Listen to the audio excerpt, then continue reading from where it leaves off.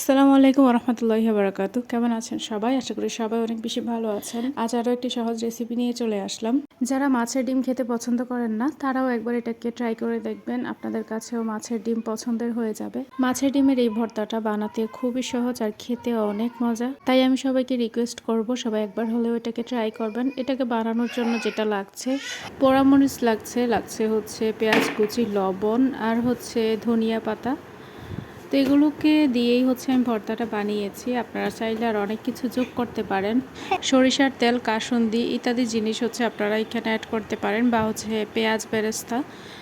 তো আমি একদম ঘরে থাকা উপকরণগুলো দিয়েই হচ্ছে আপনাদেরকে আজকে রেসিপিটা করে দেখাচ্ছি। আর ভিডিওটার এই পর্যায়ে আপনাদেরকে একটা কথা বলে রাখি, যদি আমার ভিডিওটা একটু হলেও ভালো লাগে তাহলে অবশ্যই একটা লাইক করে দিবেন। আর এখন দিয়ে দিচ্ছি ধনিয়া পাতা কুচি। হালকা একটু মেখে নিলেই হবে, বেশি মাখার দরকার নেই। মাছের ডিমটা হচ্ছে আমি হালকা একটু হলুদ আর লবণ দিয়ে ভেজে রেখেছিলাম। এই পর্যায়ে এটাকে আমি হাত দিয়ে মেখে দিয়ে দিচ্ছি। আপনারা চাইলে শিলপাটার মধ্যে হচ্ছে বেটে এটাকে খেতে পারেন। যেহেতু ভিতরের ডিমগুলো খুবই ছোট ছোট, হাত দিয়ে মাখলে এমনিতেই মিশ হয়ে যায়। তো তারপরে যেটা আমি অ্যাড করব সেটা হচ্ছে লেবুটা একদম শেষের দিকেই অ্যাড করব। এই তো, যাদের যতটুকু পছন্দ তারা ততটুকুই দিয়ে নেবেন।